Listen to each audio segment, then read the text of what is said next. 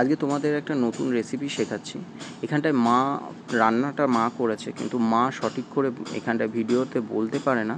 তার জন্য মা বললো তুই ভালো করে বলে দে। তো আজকে আমি সেই কারণে তোমাদেরকে এটা শেখাচ্ছি। তো দেখো এখানটায় কি করা হলো। পটলটাকে সিদ্ধ করে নিয়ে দেখো এখানটায় একটা পাত্রে গরম জলের মধ্যে রেখে দিতে হচ্ছে, কারণ কি তা না হলে পটলটা চুপসিয়ে যাবে। এরপরে আমরা একে একে এখানটায় কী করবো, আমরা যে সমস্ত প্রয়োজনীয় জিনিসগুলো লাগবে সেগুলো নেব।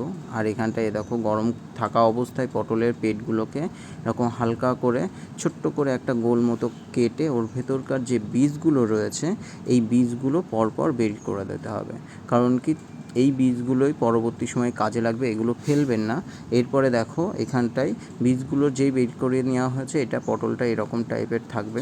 এরপরে এখানটায় একে একে পনিরগুলোকে ছোট ছোট ঝিরি পাটে এখানটায় তোমার কেটে নিতে হবে। তারপরে যে বীজগুলো রয়েছে, পটলের বীজগুলো বেরিয়েছিল, সেটা দিয়ে একটা পুর মতো তৈরি করতে হবে, একটু সামান্য লবণ দিতে হবে। তারপরে এখানটায় পটলের পুরগুলোকে এখানটায় একে একে পটলের মধ্যে দেখো পুড়ে দিতে হবে।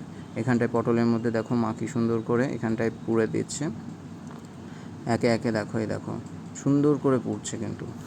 ওকে, দেখো এইখানটায় দেখো সব কটা রেডি হয়ে গেছে, আমাদের পটলের পুর পোড়া রেডি হয়ে গেছে। এরপরে একটা পাত্রের মধ্যে বেসন নেব। এখানটা পরিমাণ মতো তোমাদের যতটা প্রয়োজন পড়বে, মানে তোমরা যতগুলো বানাবে সেই পরিমাণ মতো তোমরা বেসন নেবে। এরপরে এর ভেতরে একটু সামান্য লবণ দেবে। লবণ দেওয়ার পরে কিছুটা পরিমাণে বেকিং পাউডার বা খাই সোডা দেবে। তারপরে জল দিয়ে ভালো করে এটাকে কী করতে হবে, ফেটিয়ে নিতে হবে। এবার এখানটায় আমাদের যেহেতু এই অল্প মানে 4টে করেছি, তার জন্য এই অল্প একটুখানি ব্যাটার তৈরি হয়েছে। এরপরে একে একে এখানটায় ব্যাটারের মধ্যে ওই পটলগুলোকে দিয়ে দিতে হবে। দেখো এখানটায় ব্যাটারের মধ্যে পটলগুলোকে ভালো করে মিক্স করে রেখে দিতে হবে কিছুক্ষণের জন্য, 5-6 মিনিট রেখে দাও। তারপরে কড়াইয়ের মধ্যে তেল দাও। কড়াইয়ের মধ্যে তেল দেওয়ার পরে তেলটা যেই গরম হয়ে যাবে, এরপরে একে একে এইগুলোকে কড়াইয়ের মধ্যে ছেড়ে দাও। দেখো কড়াইয়ের মধ্যে ছাড়ার পরে এখানটায় এরকমভাবে ছেড়ে ভালো করে ভেজে নাও। এ দেখো আমাদের ভাজাটা রেডি হয়ে গেছে। এরপরে একে একে কড়াই থেকে তুলে নাও।